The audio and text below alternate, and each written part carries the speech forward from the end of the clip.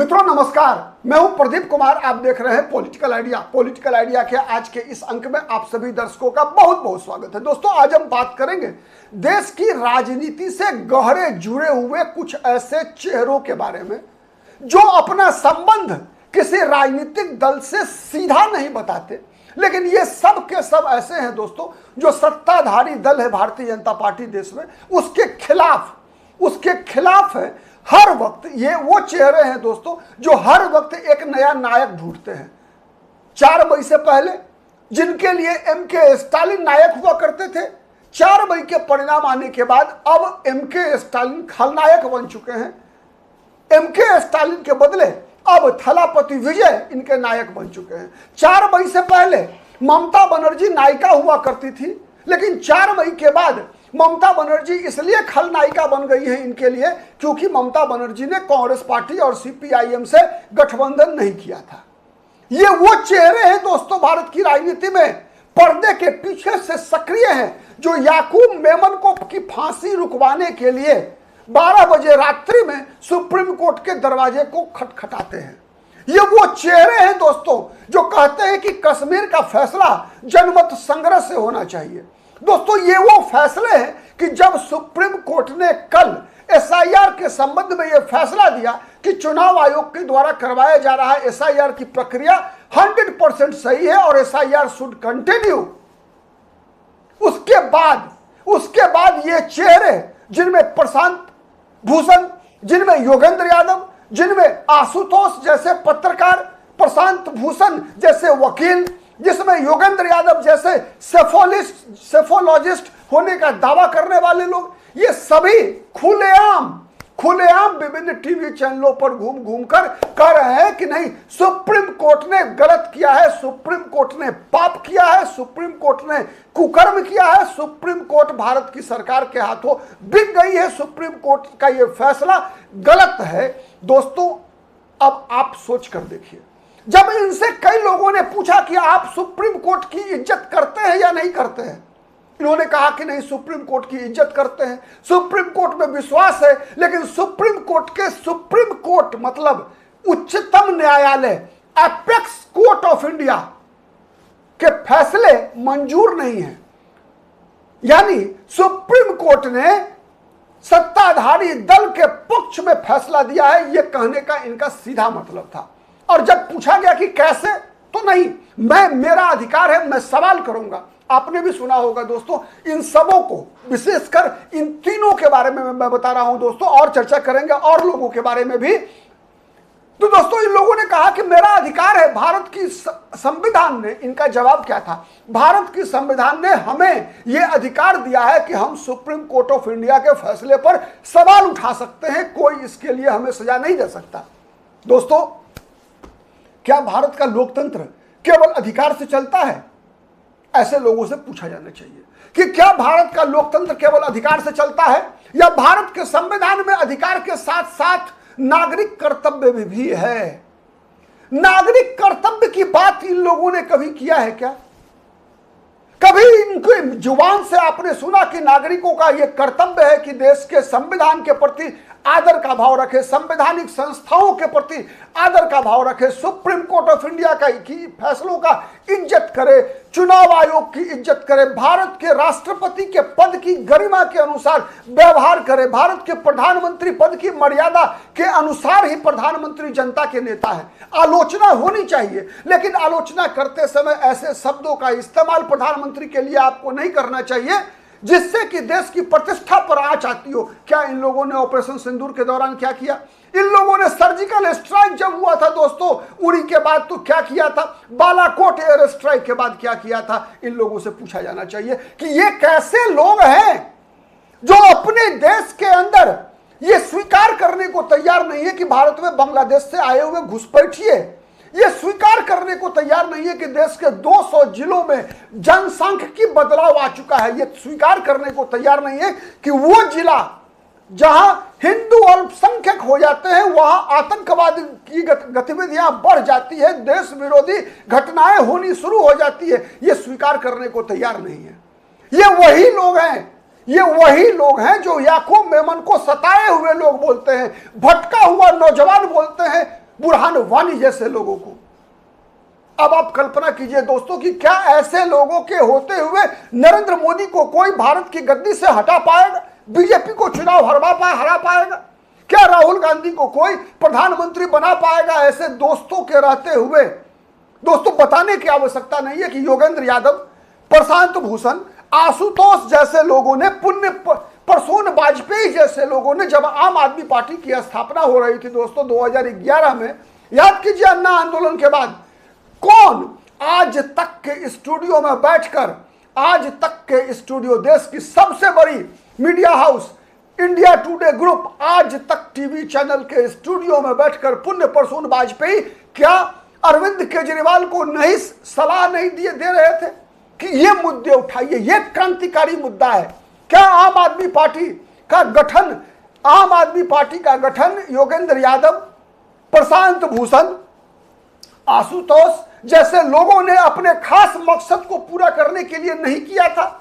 जब ये लोग राजनीतिक दल में थे, आम आदमी पार्टी में थे, तो ये लोग कश्मीर की स्वतंत्रता की बात कर रहे थे या नहीं कर रहे थे? ये बड़ा सवाल है दोस्तों। इनके मित्रों को जानिए दोस्तों। आपने देखा होगा सतीश के सिंह जैसे लोग, शीतल प्रसाद सिंह जैसे लोग, आपने देखा होगा प्रोफेसर अभय दुबे जैसे लोग, आपने देखा होगा आरफा खानम जैसी पत्रकार। दोस्तों ये सभी वही लोग हैं जो ये कहते हैं कि क्या मुसलमान देश का दुश्मन है? नहीं, मुसलमान देश का दुश्मन नहीं है।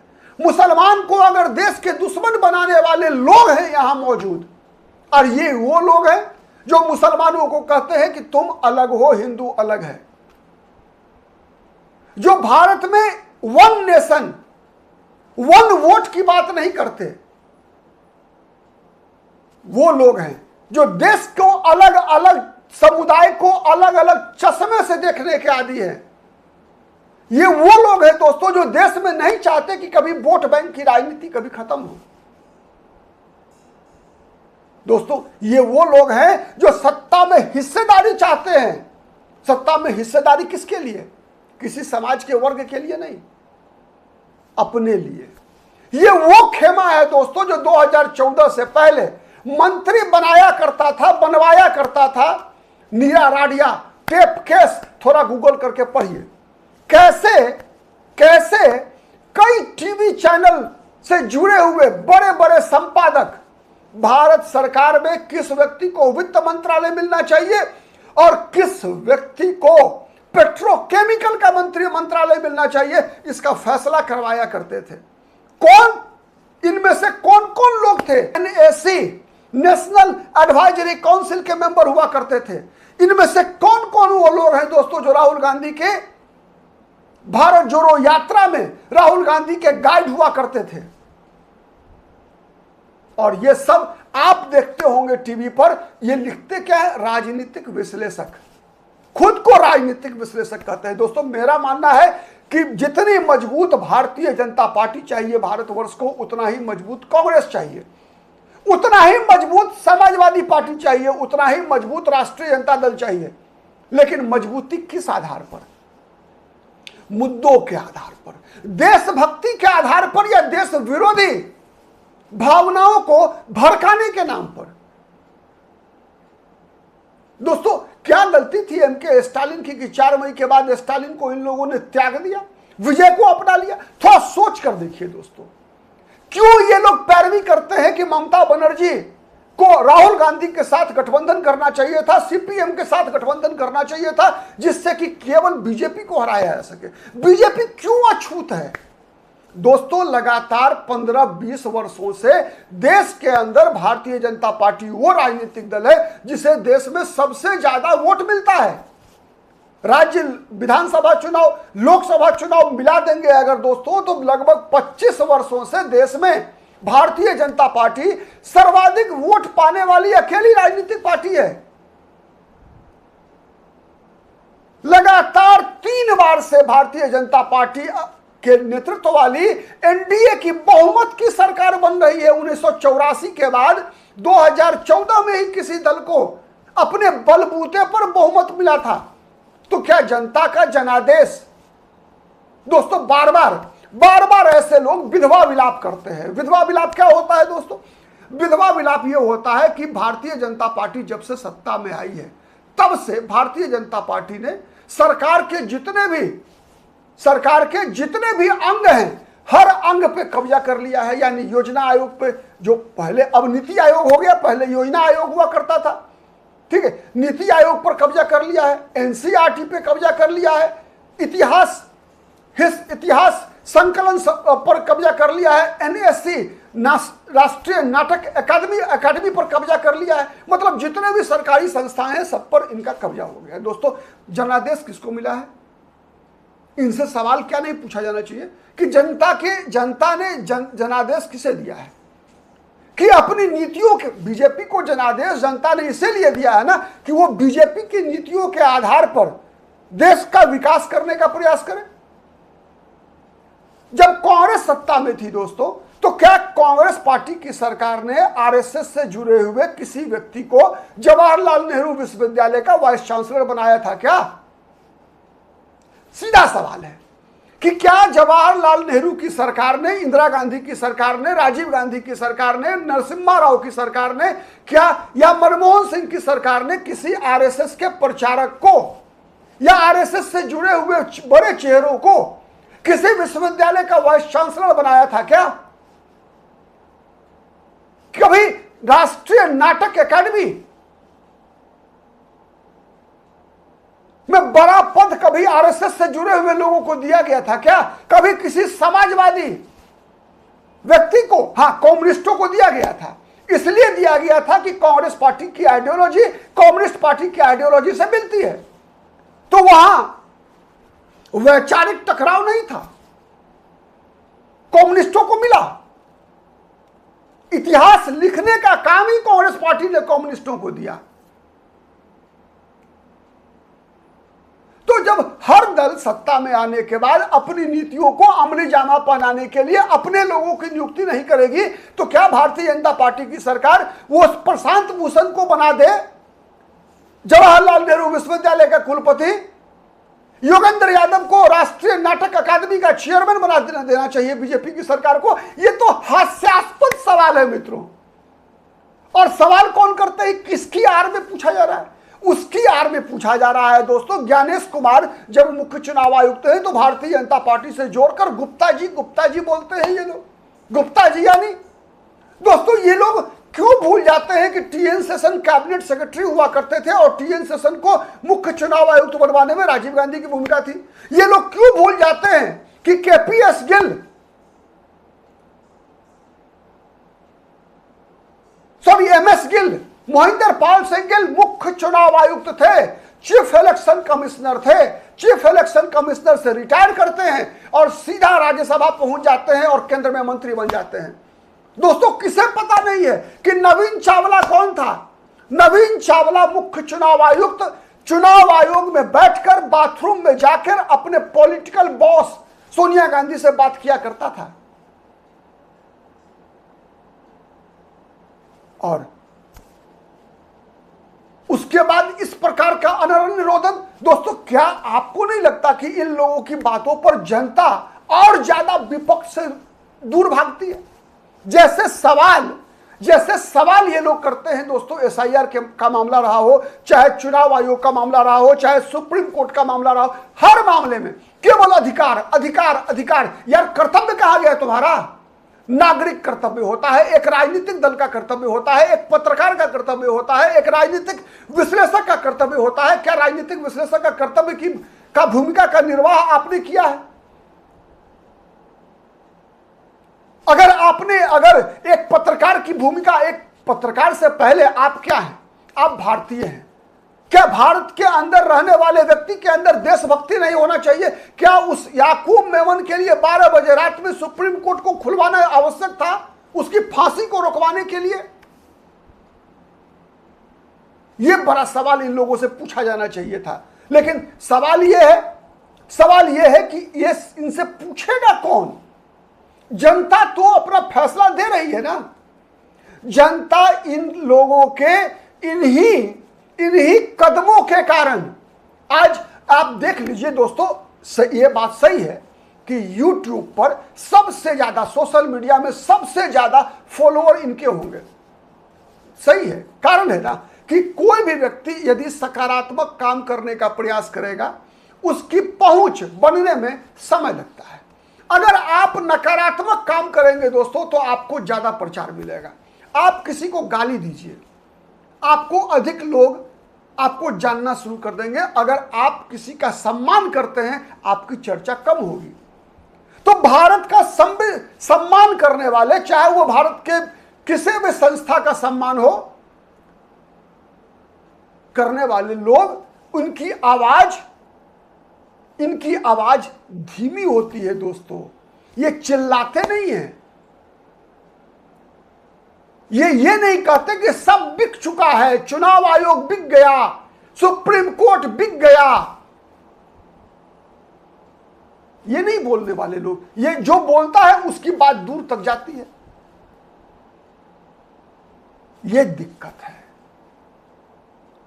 अगर आपने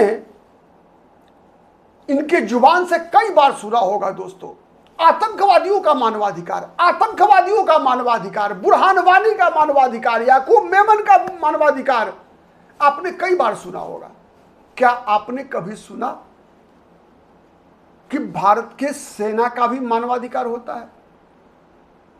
याद कीजिए 2014 से पहले, याद है कश्मीर में कि सड़कों पर भारत की आर्मी जब पैदल फ्लैग मार्च किया करती थी, तो दोस्तों कश्मीर के पत्थरबाज उन भारतीय सैनिक के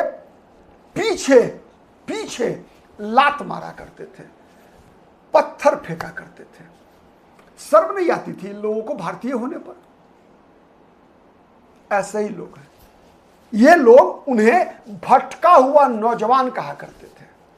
और यही कारण है कि 2014 में जब सत्ता से बाहर हुए, उसके बाद इन चेहरों को कोई पूछने वाला नहीं है दोस्तों। हाँ, लेकिन सोशल मीडिया पर व्यूज मिलता है, इनको कसकर व्यूज मिलता है, कसकर व्यूज मिलता है।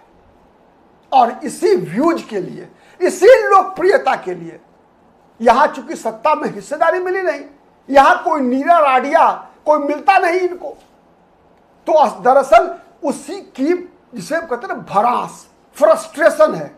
ये फ्रस्ट्रेशन आपको दिखेगा, हर चेहरे पर दिखेगा दोस्तों, हर चेहरे पर दिखेगा। इनको सत्ता में हिस्सेदारी चाहिए। सभी लोग, योगेंद्र यादव, प्रशांत भूषण, आशुतोष, अभय दुबे, रवीश कुमार, पुण्य प्रसून वाजपेयी, सतीश के सिंह, शीतल प्रसाद सिंह, ये आरफा खानम, ये सब के सब दोस्तों बार बार ये लोग बात किस चीज की करेंगे? बात करेंगे दलितों की, बात करेंगे मुसलमानों की। दोस्तों भारत को जाति के आधार पर तोड़ने में इनको दिक्कत नहीं होती है, लेकिन ये बार बार सवाल करेंगे दोस्तों, ये बार बार सवाल करेंगे कि मुसलमानों को भारतीय जनता पार्टी टिकट क्यों नहीं देती है। मुसलमान एमपी घटते जा रहे हैं, मुसलमान विधायक घटते जा रहे हैं विधानसभा में, लोकसभा के अंदर। इस पर छाती पीटेंगे। लेकिन दोस्तों किसी हिंदू समाज के किसी जाति के साथ जब अन्याय हो जाता है, और अगर वो अन्याय भारतीय जनता पार्टी के शासन वाले राज्य में हो गया, तो ये उनके लिए बड़ा मुद्दा होता है। लेकिन अगर वही अन्याय किसी ऐसे दल के सत्ता वाले राज्य में होता है जहां इनकी फेवरेट सरकार है, जहां से इन्हें फंडिंग होती है, उस सरकार के खिलाफ इनके गाल नहीं अलग होते, इनका जुबान नहीं खुलता। कई उदाहरण है दोस्तों जितनी हिंसा, जितनी प्रताड़ना पश्चिम बंगाल में भोगना पड़ा दलितों को, उतना दूसरा देश का कोई ऐसा इलाका बताइए जहां दलितों को प्रताड़ित किया गया हो। कोई इलाका नहीं मिलेगा दोस्तों। पश्चिम बंगाल में जिस प्रकार की प्रताड़ना हुई है दलितों की, वैसा हिंदुस्तान के इतिहास में कभी नहीं हुआ, कहीं नहीं हुआ है ऐसी प्रताड़ना। जिसे आप मतुआ समुदाय बोलते हैं, जिसे आप राजवंशी समुदाय बोलते हैं दोस्तों, थोड़ा इनके बारे में समझने का प्रयास कीजिए कि इनके साथ नदिया में, दक्षिण 24 परगना, उत्तर 24 परगना में कौन सा व्यवहार हुआ इस समाज के साथ, और वो काम करने वाले कौन लोग थे। कौन था चंदन दास और हरगोविंद दास? किस जाति का था चंदन दास और हरगोविंद दास? कभी उसके लिए इनके आंसू टपके? नहीं टपके, नहीं टपके, इनके आंसू टपके हाथरस की घटना में, इसलिए कि वहां दोषी एक राजपूत जाति का व्यक्ति था। जबकि सच्चाई यह है कि हाथरस के अभियुक्त को सजा मिली, लेकिन चंदन दास और हरगोविंद दास के दोषियों को आज तक सजा नहीं मिली। उसके आंसू पोंछने भी ममता बनर्जी नहीं गई। फिर भी क्या इन लोगों ने ममता बनर्जी पर कभी सवाल खड़ा किया? नहीं किया। दोस्तों, आपने देखा होगा कई बार ऐसा बीजेपी के कई नेताओं ने कहा, मैं ये नहीं कहता कि बीजेपी के नेताओं ने अच्छा किया। बीजेपी के नेताओं ने कहा कि हरे रंग वालों से मैंने कपड़ा देखकर पहचान जाते हैं। चर्चा हुई इसकी, प्रधानमंत्री के बयान को कोट किया जाता है बार बार कि कपड़े के रंग से पहचाने जाते हैं लोग। ये बात सही है कि कपड़े के रंग से पहचाने गए लोग, इस पर बार बार इन लोगों ने छाती पीटा है। लेकिन कभी इस बात पर भी छाती पीटा इन लोगों ने कि पश्चिम बंगाल में वहां जिस प्रकार के कारनामे हुए संदेश खाली में, उस पर कभी इन लोगों ने छाती पीटा क्या? दोस्तों, 90 के दशक में जब कश्मीरी पंडितों के साथ, कश्मीरी पंडित महिलाओं के साथ जिस प्रकार के दुष्कर्म हुए, जिस प्रकार के कुकर्म हुए, उस पर कभी इनको छाती पीटते हुए आपने देखा है? नहीं देखा होगा। लेकिन हजारों वर्ष पहले अगर हिंदू समाज के अंदर कोई विसंगति थी, उसकी चर्चा करते हुए आज तक आपने सुना होगा और कहा इन लोगों को कि दोस्तों, और इनमें आप ऐसा नहीं कर सकते कि योगेंद्र यादव ओबीसी से आते हैं तो योगेंद्र यादव ये सवाल उठाते हैं। दोस्तों, ये सवाल उठाने वाले अधिकतर सवर्ण समाज के लोग हैं। दोस्तों, आशुतोष गुप्ता हो सवर्ण समाज, अभय दुबे सवर्ण समाज, रवीश कुमार सवर्ण, पुण्य प्रसून वाजपेयी सवर्ण, सतीश के सिंह सवर्ण, ये सब के सब सवर्ण है। दोस्तों, आरफा खानम अशराफ हैं, सब के सब शेख सैयद पठान हैं। आप कल्पना कर सकते हैं कि ये लोग, मकसद क्या है इनका एक ही मकसद है। आज भारतीय जनता पार्टी इनको अगर सत्ता में हिस्सेदारी दे दे, आज अगर भारतीय जनता पार्टी इनको राज्यसभा दे दे, कोई मंत्री पद दे दे, आज अगर भारतीय जनता पार्टी ऑफर करे कि आपके कहने पर आप किसी से 5 पेटी ले लीजिए और आपकी पैरवी पर हम किसी को मंत्री बना देंगे, तो ये सब ऐसे लोग हैं दोस्तों, ऐसे लोग हैं जो राजदीप सरदेसाई की तरह, जैसे राजदीप सरदेसाई ने सागरिका घोष को टीएमसी की टिकट पर राज्यसभा भिजवा दिया है, वैसे सब इन सबों की पत्नियां राज्यसभा में होंगी और ये लोग पेटी लेकर मंत्री बनवाएंगे। वैसे ही जैसे 2014 से पहले हुआ करता था, जिसका खुलासा नीरा राडिया टेप केस में हुआ था। दोस्तों, ये सब वही चेहरे हैं। दोस्तों, ये सब वही चेहरे हैं। आप नाम पे मत जाइए दोस्तों। आरफा खानम मुसलमान हैं, लेकिन फिर भी आज अगर भारतीय जनता पार्टी इनको भारतीय जनता पार्टी कोटे से नहीं, अगर भारतीय जनता पार्टी कहेगी चलो एनसीपी का सुनेत्रा पवार का कोटा है, उसी खेमे से आपको राज्यसभा में ले आते हैं, कल से ये लोग नरेंद्र मोदी की प्रशंसा करने शुरू कर देंगे, नरेंद्र मोदी को भारत में विकास का प्रतीक बताना शुरू कर देंगे, नरेंद्र मोदी को सेकुलरिज्म का पर चैंपियन बताना शुरू कर देंगे ये आरफा खानम।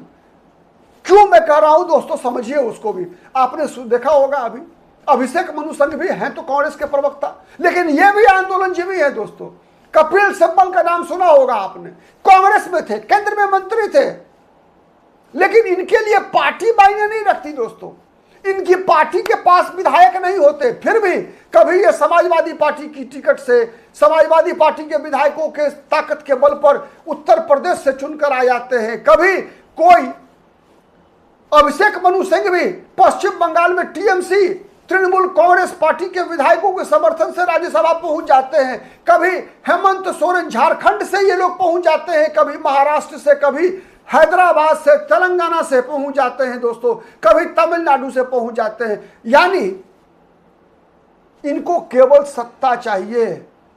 अभी भी कपिल सिब्बल राज्यसभा के सदस्य हैं। दोस्तों, कांग्रेस के उम्मीदवार नहीं थे। ये ऐसे लोग हैं। आशुतोष ने आम आदमी पार्टी छोड़ा क्यों?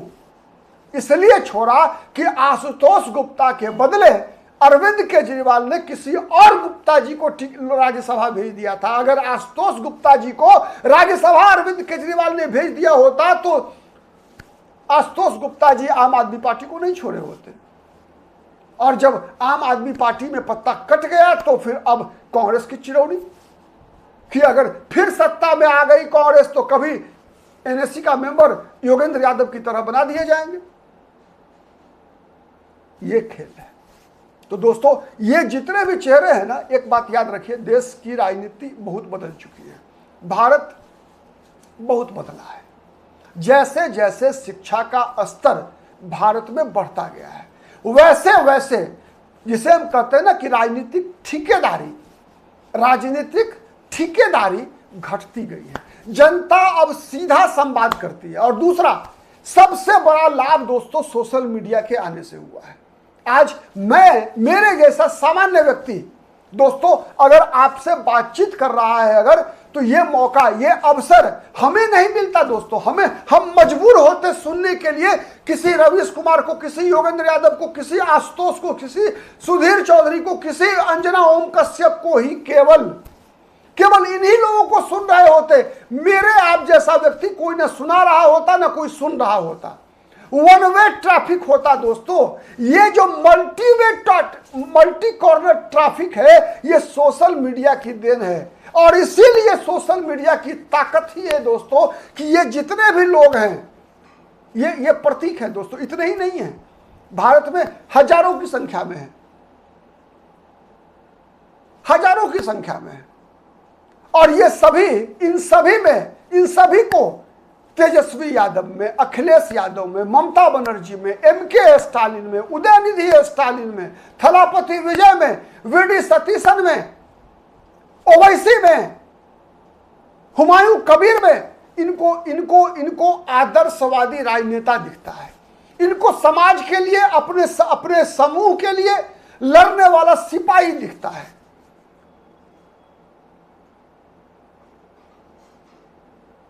तो असली खेल यहां है कि उनके माध्यम से, जिन लोगों की ये पैरवी करते हैं, उनके माध्यम से ये सत्ता को अपनी मुट्ठी में रखना चाहते हैं। वैसे ही जैसे इन लोगों ने प्रयास किया था कि अरविंद केजरीवाल को अपनी मुट्ठी में रख सके। जैसे मनमोहन सिंह की सरकार के दौरान भी दोस्तों याद रखिए, मनमोहन सिंह की सरकार के दौरान एनएससी मनमोहन सिंह पर भारी पड़ती थी। एनएससी, नेशनल एडवाइजरी काउंसिल, जिसकी मुखिया सोनिया गांधी थी और जिसके मेंबर योगेंद्र यादव जैसे लोग हुआ करते थे। सच है या नहीं बताइएगा कमेंट करके। आज के लिए इतना ही, फिर मुलाकात होगी किसी अन्य मुद्दे पर।